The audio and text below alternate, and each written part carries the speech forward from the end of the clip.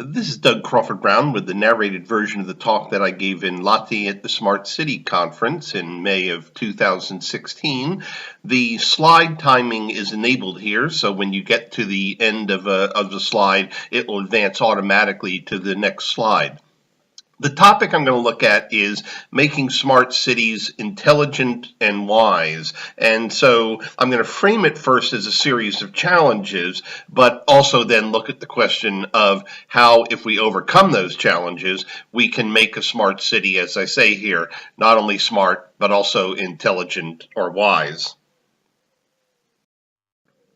I'm framing it around grand challenges for Cambridge Northwest development. We'll see Northwest development in just a moment. It is a new development being created by the University of Cambridge, which is a mix of housing and offices and teaching labs and schools. And as I mentioned, I'm going to phrase it as challenges, but the idea is to overcome these challenges so that we can make the city smart, intelligent, and wise. This shows the plan for Northwest development, and one of the key phrases used for Northwest development is helping people lead more sustainable lives. So I want you to focus on the idea that it's not simply making the city more sustainable, it's designed in order to help people decide what kinds of lives they should be living within the city. And that's going to be a theme throughout the talk here, that our goal is to make people lead more sustainable lives through technology. The goal is not simply the technology itself. And here we get at the issue of a city being something more than efficient. And what I'm pointing out here is the idea that efficiency of a city, efficiency of material use, efficiency of energy use, and so forth, which might be done by a city that is completely smart, where people are not put at the heart of the decisions, but instead the city is making the decisions. Efficiency is not an end. It's not a desirable end in and of itself. It's a means for reaching an end, which is the means of getting to people living more sustainable lives. And I point that out here using the Brundtland Commission definition, not because this definition is the best of sustainability, but because it contains within it the idea of needs. Notice that the word needs appears twice here, and what this points out is that sustainability is not simply about being efficient, it's about being good at meeting the needs of people in ways that make use of material and energy that are sustainable. The idea of sustainability goes back quite a ways. The one I want to point out here is the one from the 18th century in what will eventually become Germany, in which Nachhaltigkeit was developed as an idea of industry needing wood, sufficient wood to run, and therefore sustainability having to do with producing enough wood sustainably so that you could keep the industry going. And what I want to point out here is that it wasn't simply about efficient ways of producing wood. It was about ways to produce wood so that the needs, in this case the economic needs of society, were being met. So I'm going to continue with this idea that it's the people and their needs at the heart of a city which are the points of interest in sustainability. So here's our first challenge: making cities rational and humane, not making them simply efficient, but making them rational, making them humane. And that first challenge is shown in this picture here. This is in Germany. These are called smombies. You've all seen them on the street. Smombie means a smartphone zombie. These are people who are not paying any attention whatsoever to the world around them. The question is whether they actually exist in the real world. They're existing in sort of a virtual world. And the city in Germany that has done this has had so much trouble with these people wandering out into streets and so forth, because they're not looking up to see the street lights, that they've embedded the street lights into the floor or into the sidewalks here, so that when the people are looking down, they'll still see the street lights. So this raises our challenge. We can make our cities smart, but if we continue to have stupid people who do things like become smombies here, there's a question as to whether the city as a whole actually is smart.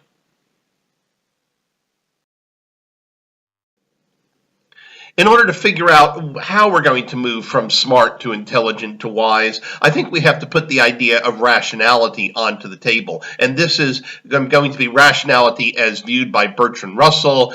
Cambridge Northwest Development is, of course, in Cambridge, and Bertrand Russell was a Cambridge University professor, so it's appropriate to think about him. Here's a picture of him, and Bertrand defined rationality as apt means for the highest ends. And so what I'm going to imagine is if a city is going to be not just smart but intelligent and wise, it's going to have to be rational in some way, or it's going to have to enable people to be rational, occupants to be rational. So the means are the ways in which we're going to achieve our material and energy needs in the city. Apt means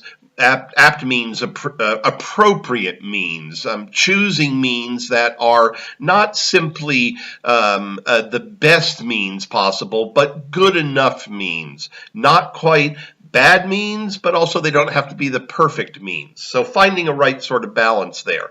And then we have to ask, why are we going about the material and energy efficiency?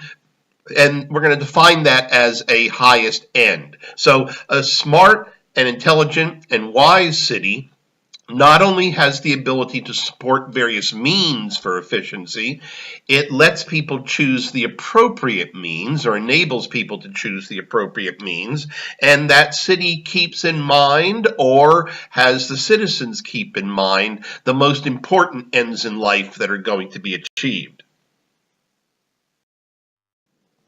So here are the definitions of smart, intelligent, and wise that I'm going to be using. Smart, simply having the means to hand, means for material and energy use, for example.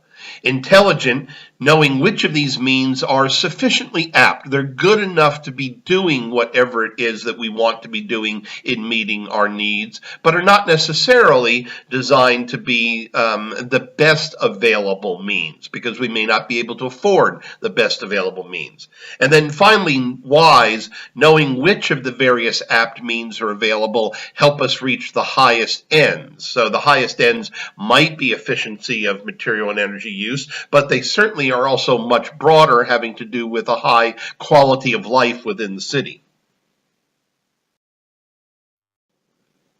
So surely I'm going to ask here, technologies can only be smart. So certainly when I was young, a computer could be considered smart. It wouldn't be intelligent or wise. And so here's a graphic that shows the development of computers over time. And we used to think that computers could not have any of the characteristics of humans. One of the first arguments was, for example, that a computer may be smart, but it's never going to beat humans when it comes to a challenging game such as chess. And of course, as we all know, in fact, computers did begin to beat even the grandmasters of chess. And recently, the argument was, well, chess is a pretty mechanistic game. It doesn't necessarily show wise. So Go is a game that is something that requires more, let's say, human intellect, and therefore humans could certainly always beat computers at Go. And in this graphic it says, well, we'll see what happens when AlphaGo plays the world champion Go player. And if you've been following the news recently, you know that this has now been decided. AlphaGo, the computer, wins. Now, all I'm drawing on here is the idea that computers, smart technologies, are going to increasingly take on the characteristics that humans typically have when we think of humans as not simply being smart, but being intelligent and wise. So this begins to open up the possibility that a computer-driven city, an app-driven city, might actually be one, even without the intervention of humans, that would be intelligent and wise, although I'm going to continue to put humans at the heart of this to bring the greatest levels of intelligence and wisdom. So they are smart, and certainly from the previous slide we would say intelligent, but are they wise? Are the computers that are at the heart of a smart city deciding what it is that is the most important thing that we should be doing at any given moment in time, reaching for the highest ends? Okay, and here I simply have the AlphaGo computer starting, if it could, starting to be a little bit wise by asking whether this task of playing Go is really the most appropriate thing that it should be doing. Perhaps it should be reading a good book. And that's when you're thinking about what it is that you could be doing with your life in a smart city. Now you're beginning to move over into wisdom. And again, a challenge that we're going to consider is, can we ever get the smart city as the technology to be wise in that sense? But maybe this is the wrong question. Maybe the question is not whether the smart city itself is wise, but does a smart city make us more intelligent and wise, we the occupants? And so here's a kind of technology which simply shows you how much energy you're consuming, but it doesn't stop there. This firm then goes the next step to help you understand in your carbon footprint. This is the carbon footprint for the city of Cambridge that you see on the left-hand side. In that carbon footprint, what is it that you should be focused on? And that begins to, if you think about it as guiding you towards the wisest way in which you should be trying to reduce your emissions. You can imagine that this technology from the smart city is beginning to help at least you become more wise. If in the end this technology were itself to be taking these decisions and moving you towards actions that are going to have the greatest effect in reducing the CO2 emissions, we might argue that the technology itself is also being wise. So here we come to the second challenge, a bit with tongue-in-cheek, remaining human in a smart city. And so I want to look at 4 levels of interactions with the technology that one might imagine in a smart city. So, what is our role in the smart city? This was from the 1950s. Appliances were beginning to be very popular and prevalent, and the idea here was you had an appliance, you had a microwave, you had a stove, an oven, you had a refrigerator, a vacuum cleaner, and so forth, and those were simply tools. They weren't particularly smart, but they were technologies, and they made our life better to a certain extent. So that's technology completely under the control of and in the service of humans. This is the next level of technology beginning to take over. This is a robot hotel in Japan. Notice that the robot hotel doesn't control you when you come into the hotel, but it does guide you through the process of logging in, finding the right room, and so forth. So this is technology which is getting a little bit smarter. It's got a brain to it. It's beginning to take some actions. You might even say it's beginning to get towards intelligent because it's thinking about the ways in which it can lead you to make the best choices in the hotel. And then there's a third level. These are Google glasses or any of the companies that make these kinds of glasses. And these Google glasses are giving you information so that you're able to navigate your way through the world. And the Google glasses are choosing for you various images to put in. You are becoming, as a result of this, a sort of hybrid of technology and a human. And the kind of lighter side is in the upper left. The darker side are the Borgs, which you see from Star Trek on the lower right-hand side. And I think we would all agree that what we're trying for is something in a smart city that's a little closer to the upper left. We start to lose some of our humanity and therefore lose some of our wisdom if we start moving to the lower right-hand side, where the technology is playing too strong of a role in controlling our decisions. And then we find the ultimate nightmare from the Terminator movies, in which the technology is completely controlling us. So we're not even in the picture. And in fact, in this particular picture here, the Terminator from the Terminator is looking for John Connor, the leader of the human resistance, in order to destroy him. And notice he's using a search engine. What's interesting here is the recent European right to be forgotten legislation. So maybe John Connor needs an app on right to be forgotten on the internet. So I think we would all agree that we were very comfortable with the first idea of technology in a smart city. The second idea seemed kind of fun and useful. The third idea, a little more fun perhaps, but also with the danger of teetering over into this odd robot-human hybrid. And then finally this fourth one where the city is completely controlling all of our actions, even if that might make the city more efficient, seems to us to have lost our humanity and potentially to even lose us as the technologies take over. The third challenge, nudging people to smart behaviors. So we'll see how this works out. This is the idea that you don't shove people towards behaviors, but you have technologies that nudge them rather gently towards those behaviors. I'm going to frame this issue by looking at the priority for the kinds of solutions that people should be introducing in a city. Here I'm looking at energy use, so I could have looked at a lot of different topics. I'm going to look at energy use. And in the EU, we have a hierarchy, and the hierarchy moves in the direction that the arrow is going, from low higher parts of the hierarchy to high parts of the hierarchy. So notice that for the EU priority, the highest priority is reducing energy demand. Then, once you've reduced your energy demand, using whatever energy you do use efficiently, and then only then do you turn to low carbon energy.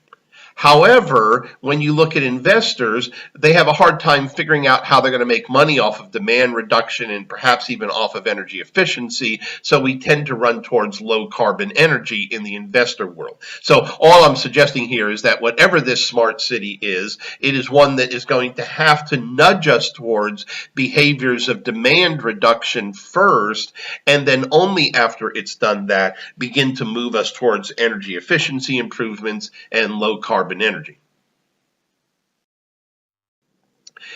Nudging moves people up the technology diffusion curve. So we have within society a series of different types of people. You can see the technology adoption, the rate of adoption of various technologies in the upper left, and that's being driven by the fact that people are innovators, early adopters, early majority, and so forth. So the innovator is somebody who goes out and gets something like a smartphone at the very beginning before anybody else has them. An early adopter is somebody who sees the innovator get one, and the early adopter thinks, "Ooh, I've got to get one of those also." Early majority doesn't move in until the early adopters have already worked out the bugs, worked out the kinks in the phone. Then there's the late majority, and then finally the laggards, who will probably have nothing to do with the technology. And so the idea is moving people who are currently to the right of this figure in the lower right-hand side, perhaps they're late majority, nudging them towards early majority, early adopters, and so forth. And the way in which a city can do this is by connecting people together so that the late majority people begin to see the early adopters early on, and therefore the late majority will move more rapidly towards being early majority, early adopters, and innovators. When we talk about these technologies in a community, we typically speak of them in terms of pickup rates. So the percentage of the people who are going to adopt a behavior that we find attractive. Now, I've given you here a slide from an EU project called Carbon Cap, which is looking at consumption-based policies, or how we change human behavior so that consumers are choosing lower carbon, lower energy behaviors. On the column, in the first column, on the rows, give different kinds of ways in which we could nudge people. Get them to switch to electric or hydrogen vehicles. Get them to buy cars with lower car weight. Get them to restrict the number of cars per household. And in the columns, technology requirement, information provision, etc., we have various policy instruments that might be used, or you might think of them here as various kinds of aspects of a smart city that would cause people to adopt the behaviors in the first column. And then the number, don't pay any attention to the ones in parentheses. Those are the range of values from a survey. The number that you want to look at is outside the parentheses. So if you look at purchase choices to shift from electric to electric and hydrogen cars, you've got 80% of people making that switch when the policy requires adoption of the technologies, 40% when there's information provided, 40% when there's an economic incentive, and so on. And so again, what we're thinking about here is a city is beginning to become not just smart but intelligent and wise as it's beginning to engage with the consumers in different ways, not just providing information, for example, but perhaps providing regulatory requirements. So it's going to restrict the number of non-electric and hydrogen cars on the road and so forth. And this slide shows the various decision points for consumer behavior. I'll let you look at the various points here, but the idea is if we're going to intervene and move people towards, nudge them towards low energy, low carbon, low material behaviors, where is the smart city intervening? Is it intervening at the point of production of the, let's say, an electric vehicle? Is it intervening at the point at which someone has come into the store to buy the vehicle? Is it providing information on the vehicle, and so forth? And so again, the smart city is beginning to become intelligent and wise as it is choosing deliberately specific places in the life of the decision of a consumer at which the decision can be most heavily affected. So, the next challenge, mobilizing community scale action. A community is not simply a group of people, it is a group of people connected together with different functions. So let's see what those functions might be. This is a project called Cambridge Retrofit, which I'm part of. It is mobilizing the entire community of Cambridge to retrofit, improve the energy efficiency of 65,000 buildings in the city of Cambridge. This is a classic collective action and principal agent problem. Collective action means that it takes the actions of many individuals in order to carry out whatever is the energy efficiency improvement.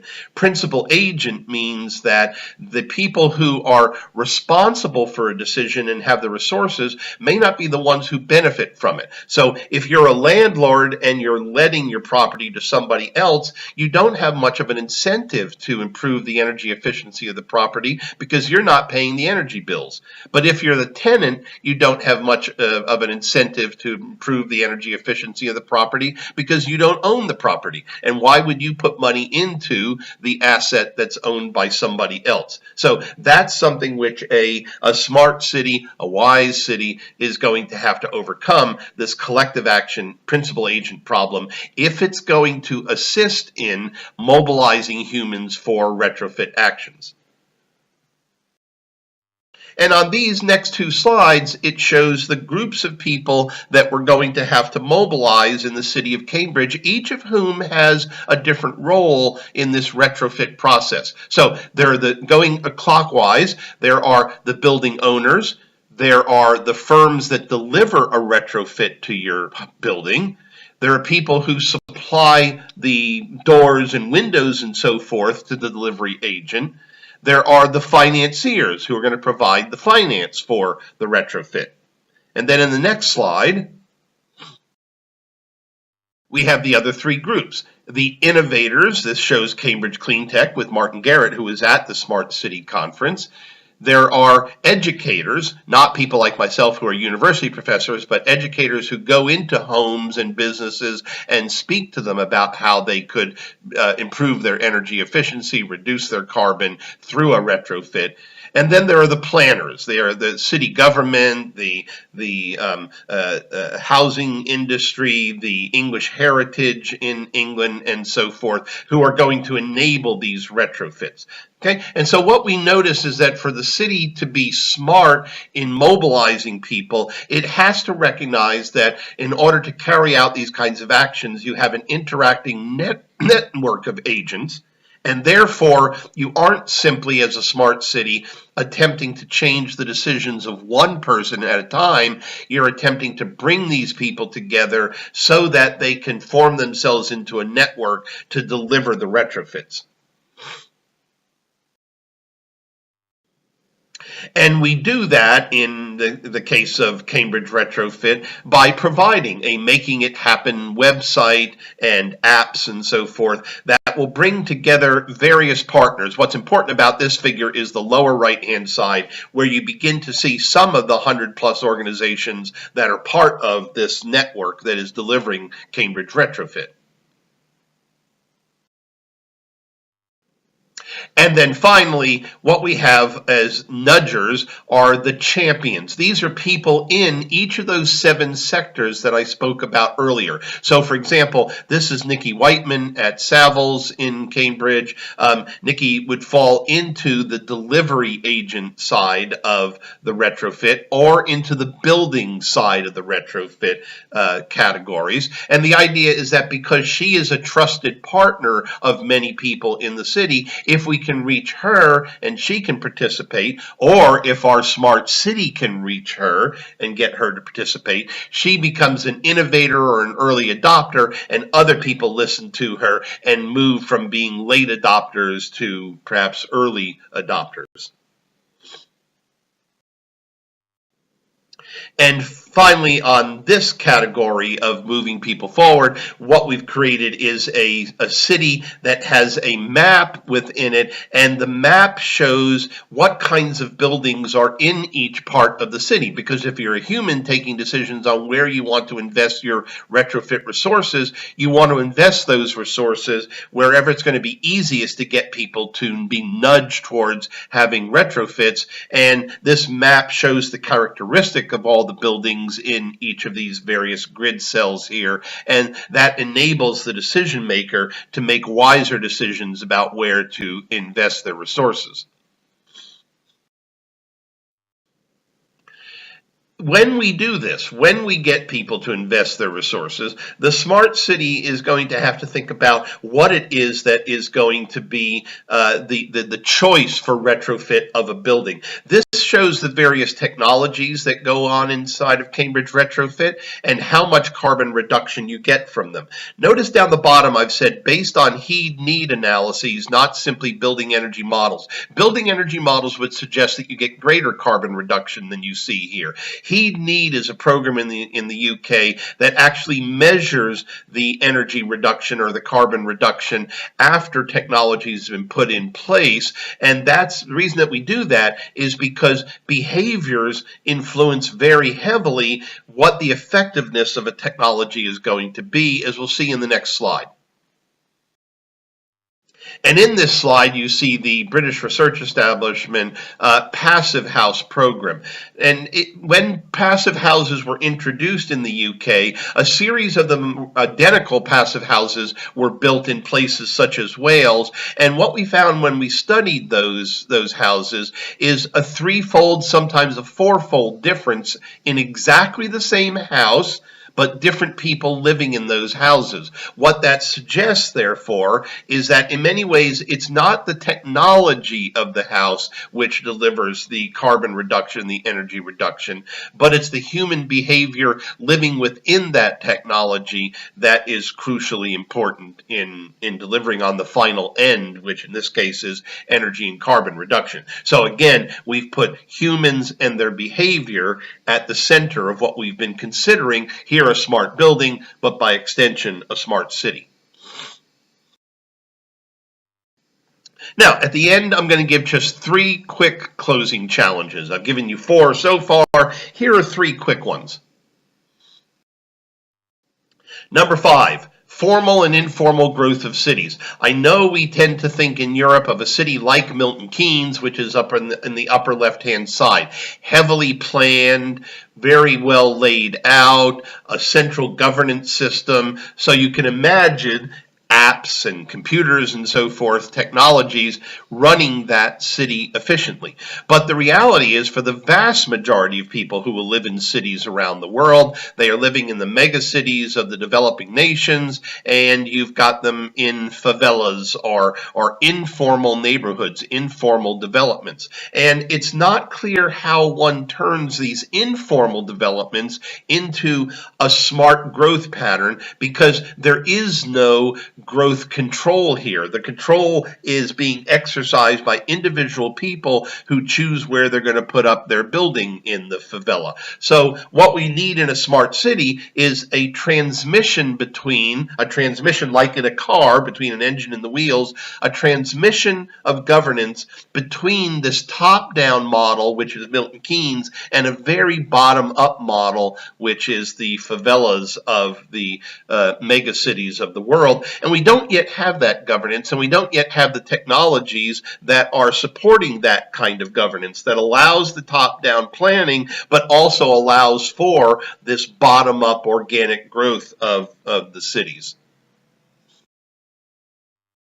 The sixth challenge, the need for macroeconomics. This is a classic macroeconomic model in the upper left-hand side in the yellow, different sectors of the economy that might exist in a city. And what you want to be thinking about here is, if you make changes in material and energy use in any of those sectors, it influences changes in material and energy use in every one of the other sectors. So you might have a very rational policy for any one sector, which drives down or decreases the material and energy use in that sector, but it might show up somewhere else in another sector. Now, that becomes more obvious when you look at the lower right-hand figure, which is the world's economy. So imagine that for every one of the blue boxes, there is one of these yellow diagrams inside it. Now I'll use Cambridge Retrofit as the example. If Cambridge Retrofit is successful, we drive down, or we reduce the electricity consumption, the natural gas consumption, and so forth in the buildings of Cambridge. That drives down the carbon dioxide emissions in Cambridge. That reduces the carbon dioxide emissions for the UK, but because we're using less energy in Cambridge now, that energy market has a lower demand around the world, and therefore economies such as China or India or increasingly Africa are able to afford the lower prices of oil and gas and so forth, and they're going to burn those fuels in lower efficiency technologies than we would have used here in Cambridge. And as a result, the world's CO2 emissions may actually go up. So what we need in a smart city is a city that recognizes this macroeconomic connection and makes sure that it's not simply improving the efficiency of any one economic sector, it's improving the efficiency of the overall macroeconomy, because it understands how these various sectors of the economy are connected together and how the economies of the world are connected together. And then finally, challenge number 7, if we have a city that is smart and wise and intelligent, it seems to be taking away the free will of individuals. And all I'm asking here is whether free will might be overrated. We tend to talk about freedom in 2 ways. Freedom to, so in this case, freedom to open the refrigerator door anytime I want to, because I can pay for the energy. It's my right to open the door. But then there's freedom from the pollution of energy production, freedom from high energy bills and so forth, right? And so here the computer is saying, I'm sorry, you can't open the refrigerator door anytime you want to. I need this energy at the spar mark, because if I use it over there, it's going to level the load in the city, and that's going to reduce the overall energy use and carbon emissions in the city. So a wise city is one that recognizes this difference between freedom to and freedom from, and allows just enough freedom to, but also enables freedom from pollution, etc. In this last slide, I'm reminding you of the 7 challenges. What I want to do now is simply turn them upside down, make them not just challenges, but make them signs for a smart, intelligent, wise city. So a smart, intelligent, wise city is one that has rationality and humanity at the heart of it, meeting human needs in ways that are apt means for the highest ends. It is a city that allows you to remain human, to retain your autonomy in the city, while enabling you in the third bullet to nudge towards smarter behaviors than you would have done had you not had the smart technology in the city. It is a city that mobilizes people who have different needs, different resources, different ends and aims in life and so forth into community scale action. It is a city that allows for top-down but also bottom-up informal growth of the city and finds a way to have a transmission between this formal and informal growth. It is a city that recognizes macroeconomic connections and optimizes, or at least satisfices, for the entire economy, not just for any one sector. And then finally, it's a city that finds the right balance between freedom to and freedom from. So that's my presentation. If you have any questions at all, do feel free to contact me on any of the 2 emails that you see here.